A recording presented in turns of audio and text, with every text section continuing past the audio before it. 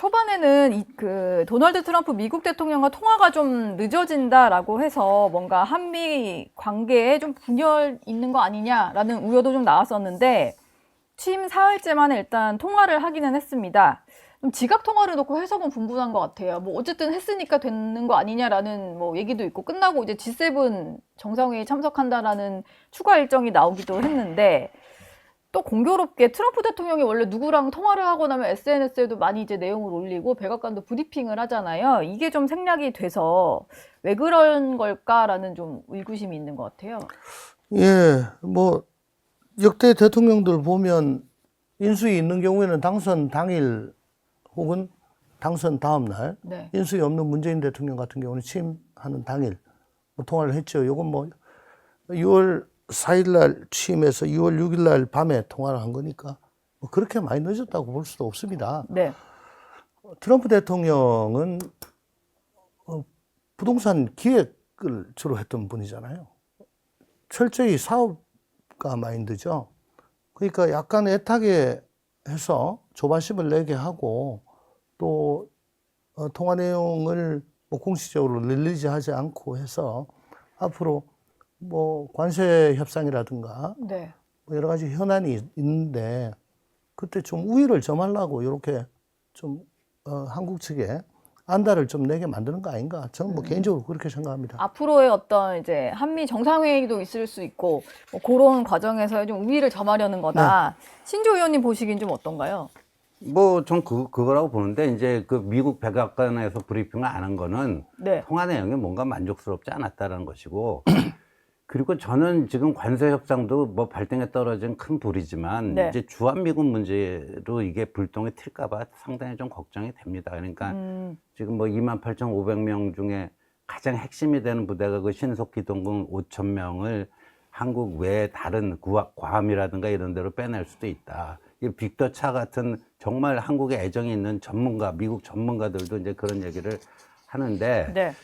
그러니까 이재명식의 중국에도 쉐쉐, 타이완에도 쉐쉐가 안 통한다는 게 지금 이제 현실화되고 있는 거예요. 예, 이거 여기도 이제 시험대에 올랐습니다. 이재명 대통령. 이제는 좀 노선을 정확히 했으면 그럼요. 그러니까 좋겠다 이런 메시지일 수도 안미 있겠네요. 경중 예. 택도 없는 소리 하지 마라. 안보는 미국하고 하고 경제는 중국하고 안미 경중 택도 없는 소리 하지 마라. 라는 예. 게 미국의 아주 확고한 입장입니다. 아, 이제 명확히 할 시간이 오고 예. 있다. 예. G7이 외교 데뷔전이 됐는데 이게 뭐 사실 G7에 우리가 속하는 것도 아니고 초청국 입장으로 가게 되는 건데 어찌 보면은 좀 처음 데뷔전 치고는 어려운 자리일 수도 있을 것 같거든요. 그렇죠. 타자 예. 외교가 양자 외교보다는 뭐 훨씬 더 힘들고 대신에 또 굉장히 실속 있고 효율적이죠. 예. 그러니까 깊은 얘기를 나눌 시간이 별로 없을 겁니다. 네. 그 대신에 많은 정상들과 접할 수 있게 돼서 뭐 그림은 많이 나올 거고요. 어쨌거나 이번에 신구식 같은 뭐 예. 그런 느낌이 좀 들지 않을까 이렇게 대비를 한다라고 했는데 전직 주한 미국 대사들 예. 이 모 언론과 인터뷰를 했는데 이제는 미중 간 균형 외교를 할 것인가 혹은 중국 문제에서 트럼프 행정부의 기대에 부응할 것인가 뭐 그걸 선택할 시간이 이제 된 거죠. 엄마 좋아 아빠 좋아 라고 이제 물어보는 그런 상황이 된 겁니다. 그동안은 좀 회피를 했는데 이젠 답을 해야 되는 예, 거예요. 자꾸 블록화가 돼 가니까요. 네. 예. 아까 뭐 우리 신조 의원님 말씀하셨지만 뭐 경제는 중국에 안보는 미국에 택도 없는 소리 하지 마라. 예. 그렇게 나올 겁니다. 뭐 이게 곧 있을 일정이고요. 이재명 대통령과 관련된 재판 얘기도 좀 해보겠습니다. 이화영 전 경기도 평화부지사가 7년 8개월형을 대법원에서 확정을 받았는데, 이게 북한으로 간 돈이 당시 이재명 경기지사의 방북 비용이다 이렇게 판단을 한 거잖아요. 네. 관련 있는 사람이 이렇게 좀 주명을 받게 된 상황에서 또 진행되고 있는 대북송금 재판이 있다 보니까 이건 어떻게 해야 되는 거냐라는 얘기가 또 안 나올 수가 없어요. 그러니까 대법원 최종 판결에서 230만 달러 대북 북한에 갖다 줬다 인정했는데 이화영 그 전 부지사가 왜 갖다 줬죠? 이재명 대통령 만들려고 갖다 준 거 아니에요. 예. 이재명 대권 프로젝트였어요. 이거는 이재명 경기도지사 시절의 방북은요. 근데 본인 모르게 대권 프로젝트가 가동이 되면서 그것도 부지사가 택도 없는 송금을? 소리죠. 어떻게 그 부지사가 지사 모르게 이런 거를 할 수가 있습니까? 그리고 그 당시에 다 보고에 따른 여러 가지 증거들 다 지금 그대로 남아 있고요.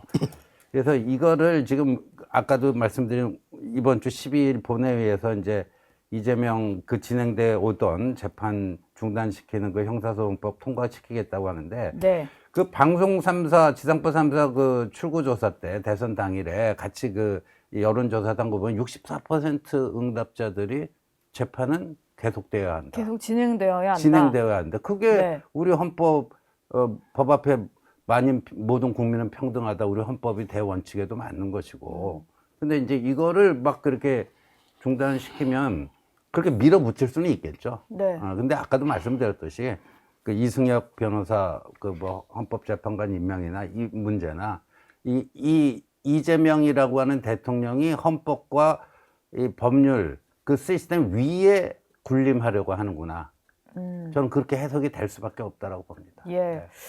일단 18일로 공직선거법 위반 사건 파기환송심이 예정은 되어 있는데 뭐 김용태 국민의힘 비대위원장이나 국민의힘 쪽에서는 재판받을 의지가 있냐 입장을 좀 밝혀라 이렇게 얘기를 하지만 민주당에서는 이게 대통령이 되었는데 재판만 받으러 다니라는 거냐 오히려 좀 반문을 하고 실질적으로 좀 불가능하다라는 주장을 하고 있어요. 그리고 지금 신조 의원 말씀하신 대로 12일에는 아예 법까지 개정해서 완전히 이제 재판이 중단되게 좀 할 가능성이 있어 보이거든요. 민주당 쪽에서는 이런 거 다 알고 국민이 대선에서 선택을 하지 않았냐. 예. 그러니까 알고 뽑았으니까 국민 주권의 괜찮다. 네. 뜻은 이런 사람도 대통령이 돼야 된다라고 하는 것이고, 그럼 대통령직을 수행하기 위해서는 한 달에 뭐 5번, 6번 재판 받으러 다니는 게 그게 맞냐라고 얘기를 하겠죠. 근데 지금 가장 골치가 아픈 곳은 아마 법원일 겁니다. 예. 특히 공직선거법 파기환송심 재판부 당장 며칠 안 남았잖아요. 그러니까 가장 소프트하게 가는 거는 재판부가 기일을 추정하고 추후 지정입니다. 추정하고 일단 미루는 거죠. 18일 거를 일단 미루는 거요. 예, 기일 추정은 뭐 법원에서 아주 자주 하는 거니까. 예. 그러면서 조금 동향을 좀 보고 상황도 보고 민심 여론도 살피고 그렇게 할 수가 있는데, 근데 문제는 이게 원래 5월 15일 건데 6월 18일로 한번 미뤘단 말이에요. 네. 이걸 또 추정한다? 그러면 이제 당장에 사법부가 대통령에게 눈치 본다. 권력에 굴종한다. 상권 권리 무너졌다. 네. 뭐 이런 얘기가 계속 나올 거예요. 그게 아니고 6월 18일 날 강행한다 하면은 아마 그 전에 예. 민주당은 그 이재명 면소법과 네. 그다음 재판 정지법 같은 거를 본회의에서 통과를 시키려고 할 겁니다. 네. 근데 그 두 가지 법은 민주당으로서도 정말 전 독과거든요. 어쩔 수 없다. 뭐 이거밖에 방법이 없다. 라고 해서 그 길을 선택할 수 있을지 몰라도 여기에 대해서는 굉장히 아마 반발이 심할 겁니다. 모든 사람은 법에 평등하다라고 헌법에 돼 있잖아요. 네. 그리고 84조에 대해서 예. 함부로 그 재판도 소추에 포함된다라고 그게 다수설이라고 저번에 여기 나왔던 김병우 의원이 예. 그 다수설이라고 나한테 얘기를 해서 네. 제가 목청을 한번 높인 적이 있는데 예. 이거는 어쨌거나 재판부가 제일 먼저 지금 당면한 일이고 두 번째 민주당이 당면한 일인데 이걸 입법을 하게 되면은 정권 초기에 뭐 통합 분위기가 상당히 저해될 것이다. 네. 그렇게 봅니다. 근데 지금 뭐 박찬대 원내대표 임기 전에 마무리를 짓겠다는 게 민주당 쪽 구상인 것 같은데 일단 12일 본회의까지는 좀 한번 지켜보기는 해야 될 것 같습니다. 또 내일 국무회의에서는 이 대통령이 3대 특검 법안을 공포를 할 텐데 이게 보니까 민주당과 조국혁신당에서만 후보자를 고르는 그런 식으로 되어 있더라고요. 예. 그러니까 뭐 독소 조항이 굉장히 많아요. 근데 이제 지금 뭐 국민의힘이 대선에서 졌기 때문에 전혀 뭐 손을 쓸 수가 없고. 예, 손을 쓸 수가 없고 오히려 그러면 좀 거부권 행사할 수 있는 그때 좀 완화시킨 거를 통과시키는 게 차라리 낫지 않았느냐. 예. 이게 독소조항이 정말 드글드글하거든요. 네. 근데 지금 뭐 도리가 없어요. 지금도 이것만 봐도 조국혁신당은 사실 민주당과 어떤 결을 같이 하는 정당인데 예. 여기서만 추천을 하게 그러니까 이제 되니까. 국민의힘이 이 점에서 좀 복귀를 해봐야 되는데 이번에 예. 3대 특검 보면은 김건희 특검, 최상병 특검, 내란 특검인데 여기에 대해서 이렇게 최악의 조건을 맞이한 거예요. 내란 특검 검사 파견 60명, 김건희 특검 40명, 예? 그다음에 최상병 특검 20명, 검사만. 네. 이거 웬만한 지청 인천지검 검사 수 네, 정도 지금 한 되더라고요. 2개 예. 만들어진다고 하더라고요. 그러니까 최악의 상황을 자초한 거고, 이게 보니까 이제 지금 준비 기간 거치면 7월 초부터 수사가 시작이 될 것 같은데, 이제 국민의힘에서 곡소리 날 겁니다. 곡소리 나면, 그때 그래도 거부권 행사할 수 있을 때 조금 더 완화된 형태로, 그리고 그게 또 국민들에게도 떳떳했고, 예. 그 대선에도 그런 모습을 보이는 게 득표력을 제고하는 데도 도움이 됐을 거고, 그런 한탄들이 이제 곡소리가 나오면서 한탄 소리도 같이 나오지 않을까 싶습니다. 예.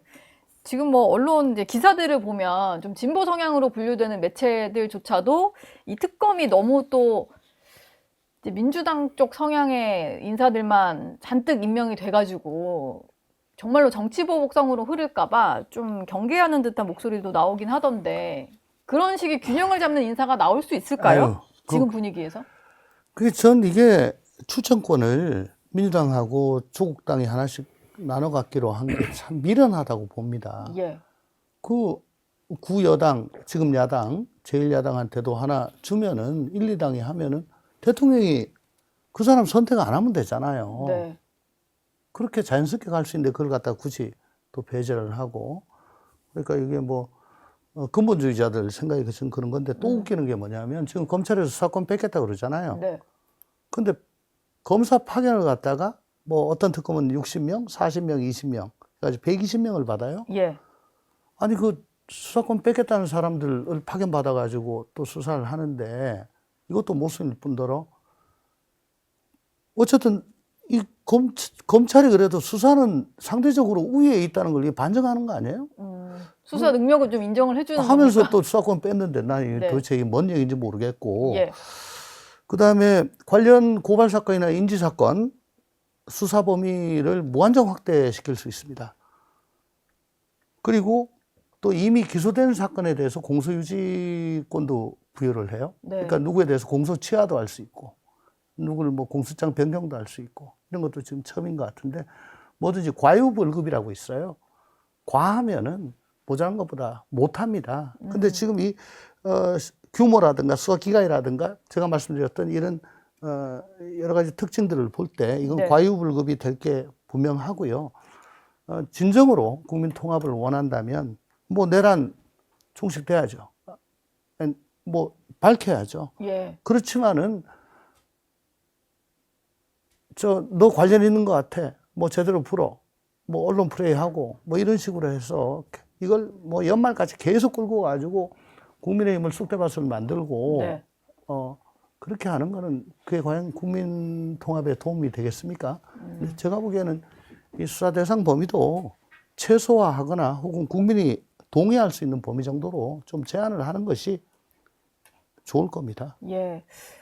거부권 행사할 가능성은 사실상 거의 없으니까 곧 이게 시작이 될 텐데 수사 대상을 좀 추리는 거라든지 그런 작업이 좀 중요하겠어요. 이게 네. 진행이 되더라도 국민적 여론에 좀 힘을 받아야지 이것도 힘이 실리는 거지 너무 한쪽을 일방적으로 몰아가는 듯한 느낌이 들면 또 오히려 역풍이 불 수도 있고요. 네, 그렇죠. 아까 우리 조 의원님이 잘 설명해 주셨지만, 네. 과유불급의 우를 범하지 않기를 그냥 바랄 뿐입니다. 문재인 대통령 때도 취임사 얼마나 좋았습니까?